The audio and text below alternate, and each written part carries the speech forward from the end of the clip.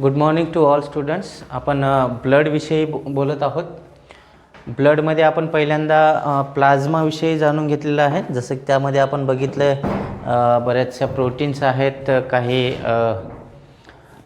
Content जो आहे तो मॅक्झिमम कंटेंट तर त्यामध्ये वॉटरचा होता. 90% आसपास आपण सांगितलं होतं नाही तर तेवढं पाणी आहे. त्याच्यानंतर बाकी काही प्रोटीन्स आहेत आणि काही इनऑर्गॅनिक साल्ट्स पण अवेलेबल आहेत त्याच्यामध्ये. आता बघूया आपण त्यामध्ये ब्लड सेल्स. ओके, आता बघायचं आपल्याला ब्लड सेल्स. आता ब्लडमध्ये म्हटल्यानंतर आपल्याकडं basically firstly we have 3 types of major blood cells are. त्यामध्ये रेड ब्लड सेल्स फर्स्ट जे टाईप आहे यामध्ये रेड ब्लड सेल्सचा, त्यांना आपण म्हणू RBCs. Okay, RBCs red blood cells. तर आपला ब्लड जो आहे तो रेड आहे. रेड जो आहे तो कलर कशामुळं आला? या RBCsमुळं आला. आणि RBCsकडं एक प्रोटीन असतो HB, ज्याला आपण म्हणतो हेमोग्लोबिन. ओके, म्हणून हा आणि haemoglobin is a iron containing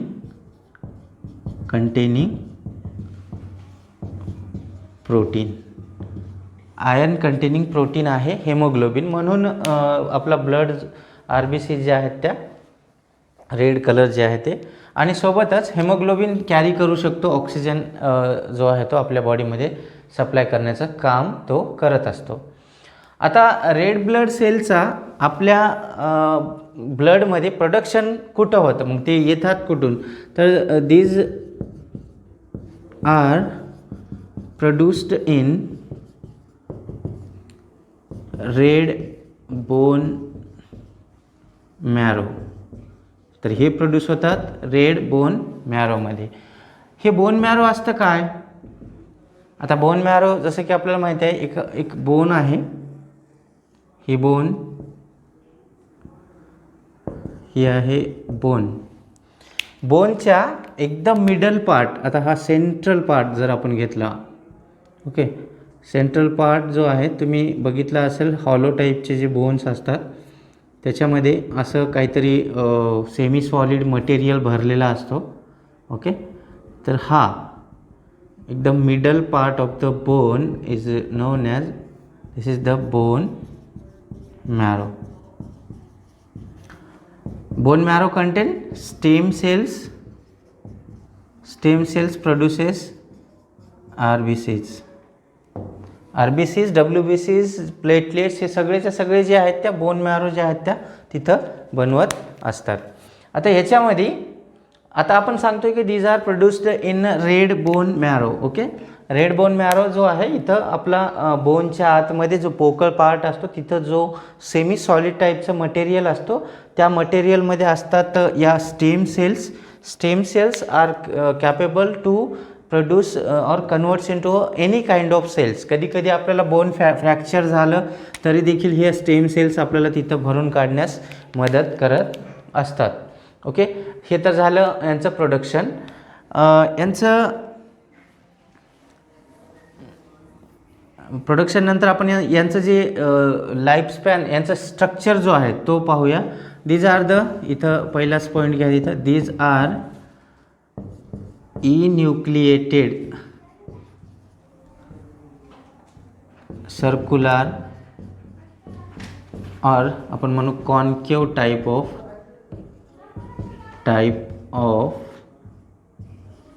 cells. Concave type of cells.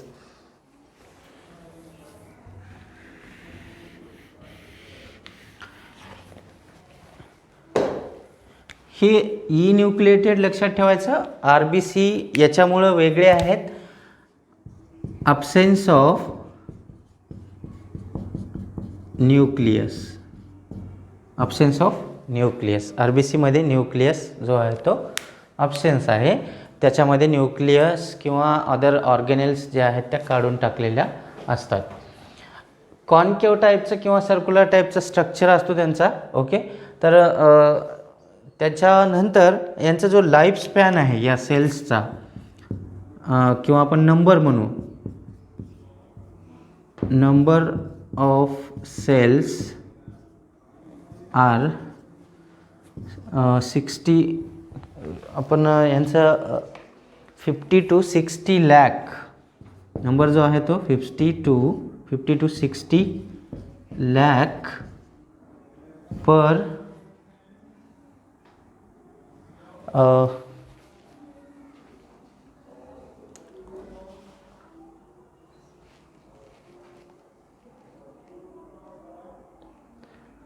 cubic millimeter of per cubic milliliter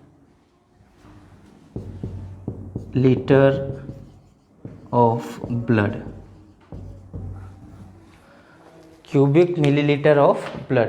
आपल्याकडं एका क्युबिक मिलीलिटर ब्लडमध्ये हे जे असतात 50 ते 60 लाख ब्लड जे सेल्स ज्या आहेत त्या RBC ज्या आहेत त्या प्रेझेंट असतात. ओके, तर हे तर झालं ब्लड सेल्स, त्यामध्ये RBC. यांचा लाईफ स्पॅन काय असतो, तर यांचं ॲव्हरेज असतं एक RBC can be survive, life span असं म्हणू आपण, life span of RBC is 100 to 127 days. एवढे दिवस ते जगू शकतात, त्याच्यानंतर त्यांची डेथ होत असते. तर हे झालं लाईफ स्पॅन. ह्या RBCs आहेत. RBCचं फंक्शन आपल्याला जसं की माहिती आहे, they provide the oxygen by the आपण म्हणू with the help of haemoglobin. Okay, त्यांच्याकडे हेमोग्लोबिन आहे. Why they are called red blood, because they are red in colour. Okay, now second type of cells are present in our blood are white blood cells, white blood cells or WBC. WBC ज्या आहेत या cells ज्या असतात त्या, आणि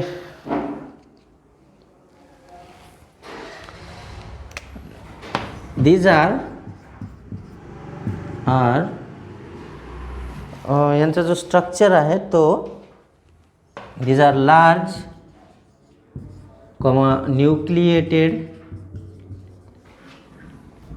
nucleated cells. Okay, म्हणजे आता यांच्याकडं न्यूक्लियस ॲब्सेंट होता, पण यांच्याकडे न्यूक्लियस जो आहे तो प्रेझेंट असतो. म्हणजे WBCकडे न्यूक्लियस ॲब्सेंट नाही, तो प्रेझेंट आहे. ई न्यूक्लिएटेड वाचलं, इथं न्यूक्लिएटेड आहे, म्हणजे ई मीन्स आपण तिथून काढून टाकला, इथं नाही काढले, इथं प्रेझेंट आहेत. ओके, आणि ती कसे कलरलेस आहेत, म्हणूनच त्यांना आपण and colourless, these are the colourless, म्हणून व्हाईट ब्लड सेल्स आपण त्यांना म्हणतो. तर यांचा नंबर किती असतो पर आपल्याला जर बघितलं याचा नंबर मिलीमीटर क्यूबमध्ये 5000 to 10,000 per millimetre cube of blood. Millimetre cube ही 3 आहे, याला क्यूब वाचतो आपण, क्यूबिक मीटर. ओके, इतकं याचा नंबर आहे. यांचा लाईफ स्पॅन त्याच्या अगोदर आपण करू, these R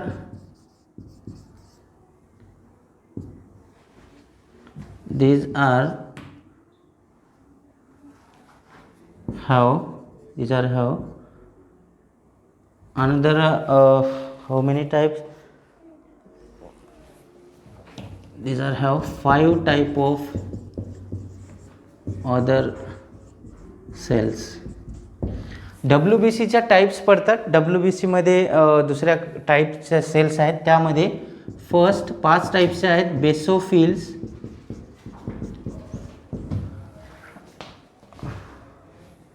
second eosinophils,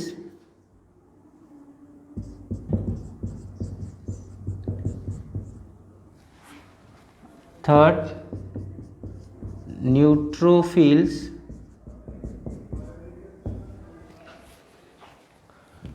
fourth he third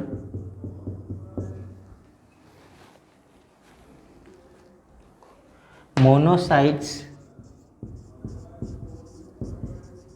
and fifth lymphocytes.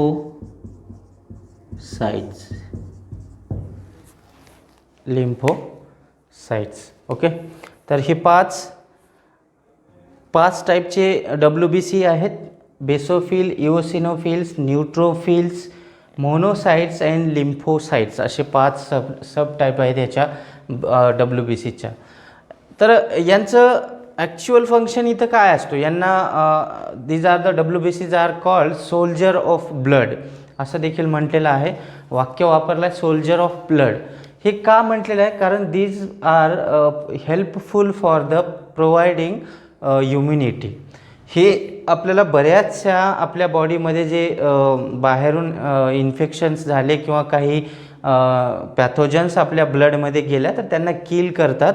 आपल्याला बऱ्याचशा अदर जे आपले त्याला म्हणू आपण एनिमी असतील, एनिमी म्हणजे कोण असतील, व्हायरसेस असतील, बॅक्टेरिया असतील, कोणी जर त्या पॅथोजन्स जर आपल्या ब्लडमध्ये एंटर केल्या किंवा टॉक्झिक मटेरियल, तर त्यांचं जे आहे डिस्ट्रॉय करण्यासाठी हे सेल्स ज्या असतात त्या युजफुल असतात. म्हणून यांना सोल्जर ऑफ ब्लड देखील म्हटलं जातं. आता यांचा लाईफ स्पॅन जो आहे, life span of WBC is 1 to 3 days. Okay, किंवा 4 days म्हणू आपण, इथं वर असतो मॅक्झिमम. तर 1 ते 4 दिवसामध्ये ते त्यांचं लाईफ जे आहे ते कंप्लीट होते. लाईफ स्पॅनला थोडक्यात लक्षात घ्या. लाईफ स्पॅन कशाला म्हणायचं, time duration between birth and death. Okay, this is called as life span. Time duration बर्थपासून ते डेथपर्यंतचं जे टाईम राहतो त्याला म्हटलं जातं लाईफ स्पॅन. आता थर्ड टाईपच्या सेल्स आहेत आपल्याकडं. यांचं पण प्रोडक्शन रेड बोन मॅरोमध्येच होतो, नोट करून ठेवा. These are produced in red bone marrow. Okay, जसं की मी आधीच सांगितलं हे सगळे बोन मॅरोमध्ये प्रोड्यूस केल्या जातात.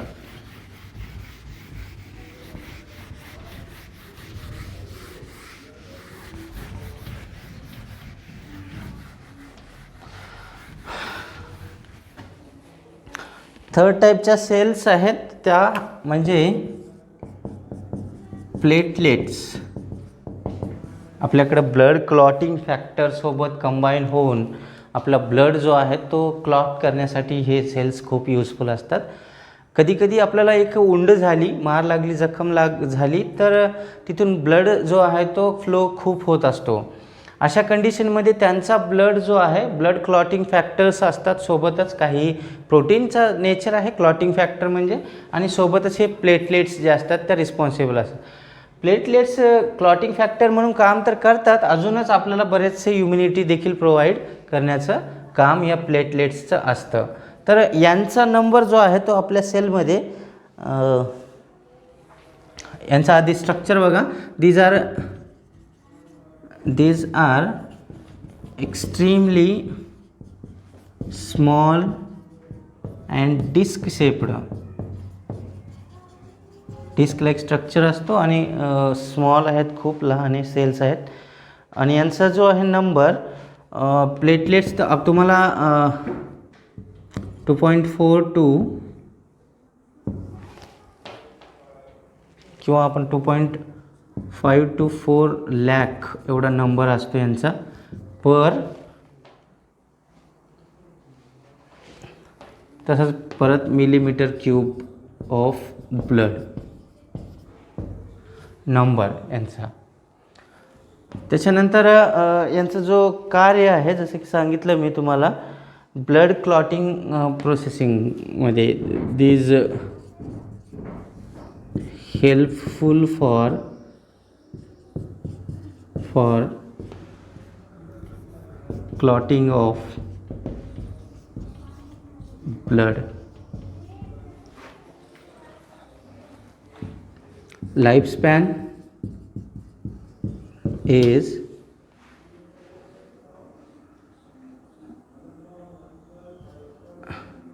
8 to 10 days एवढं यांचा लाईफस्पॅन असतो.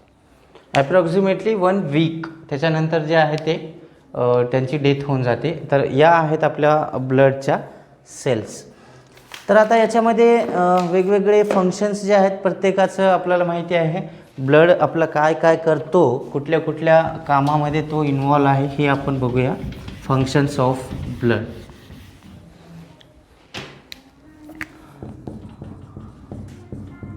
Functions of blood. ट्रान्सपोर्टेशनमध्ये खूप महत्त्वाचा रोल आहे. ट्रान्सपोर्टेशन करतं. ट्रान्सपोर्टेशन आता कशा कशाचं बघू. ट्रान्सपोर्ट ऑफ गॅसेस सगळ्यात महत्त्वाचं. गॅसेसचं. गॅसेस कोणत्या, तर त्या आहेत oxygen and carbon dioxide. Okay, O2 and इथं O2 अँड CO2 ह्यांचं ट्रान्सपोर्टेशनसाठी यूजफुल आहेत. कुठून कुठंवर ऑक्सिजन जे आहे लंग्सपासून ते बॉडी पार्ट्सपर्यंत म्हणजे तिथंवर, आणि त्याच्यानंतर टिश्यूजमधून वापस लंग्सपर्यंत घेऊन जाण्याचं काम ब्लड जो आहे तो करत असतो. त्याच्यानंतर न्यूट्रियंट्सचं ट्रान्सपोर्टेशन करतं.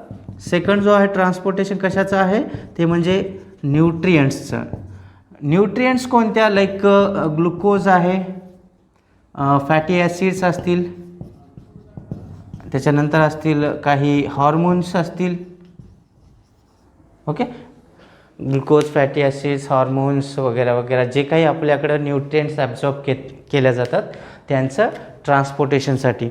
त्याच्यानंतर वेस्ट मटेरियल ट्रान्सपोर्ट करण्यासाठी. थर्ड म्हणजे वेस्ट मटेरियल्सचं ट्रान्सपोर्टेशन होतं. वेस्ट मटेरियल कोणते, ते पण आपल्या बॉडीमध्ये 3 प्रकारचे असतात. युरिया आहे, युरिक ॲसिड आहे आणि अमोनिया पण असतो आपल्या बॉडीमध्ये.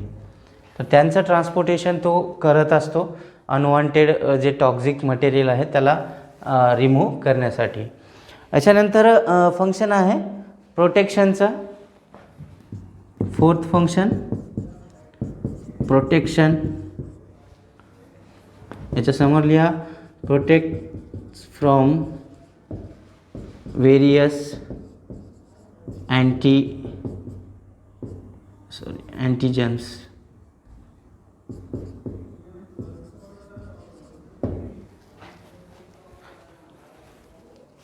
Protects from. त्याच्यानंतर इथं आपण घेतलेलंच आहे आता एन्झाईम्स वगैरे, हार्मोन्स, ते सगळं ट्रान्सपोर्टेशन प्रोटीन्सचं. त्यानंतर करतं थर्मोरेग्युलेशन. फिफ्थ जो आहे तो ट्रान्सपोर्टेशनमध्ये नाही घेणार आता. हा थर्मो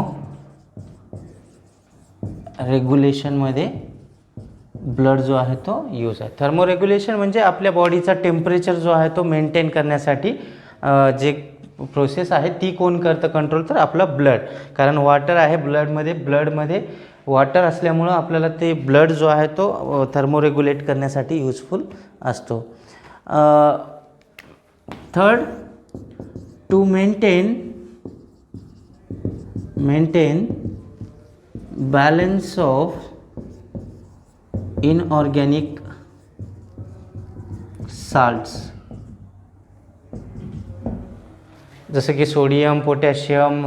ओके, त्यांचं जे आपण सांगितलं होतं त्यांचं जो बॅलन्स आहे, इक्विलिब्रियम आहे तो मेंटेन करण्याचं काम बी ब्लडच करत असतो. त्याच्यानंतर avoid bleeding after getting injured. Bleeding होण्यापासून थांबवतं ब्लड आपल्याला, कारण की आपल्याकडं प्लेटलेट्स अवेलेबल आहेत. So these are the some functions of blood. याच्यामध्ये ट्रान्सपोर्टेशन, खूप सारे मटेरियल्सचं तो ट्रान्सपोर्टेशन करून देतो. थर्मोरेग्युलेट करतो, आपल्या बॉडी टेम्परेचर मेंटेन करतो. त्याच्यानंतर बॉडीमध्ये जे म्हणजे ब्लडमध्ये जे इनऑर्गॅनिक साल्ट्स असतात, जे आपल्या बॉडीच्या ग्रोथसाठी, डेव्हलपमेंटसाठी गरजेचे आहेत, त्यांचं मेंटेनन्स. सोबतच रक्तस्राव जो आहे तो थांबवतो by the providing blood clotting function. Okay, तर याच्यानंतरचा पार्ट जो आहे तो आपण नेक्स्ट क्लासमध्ये बघू.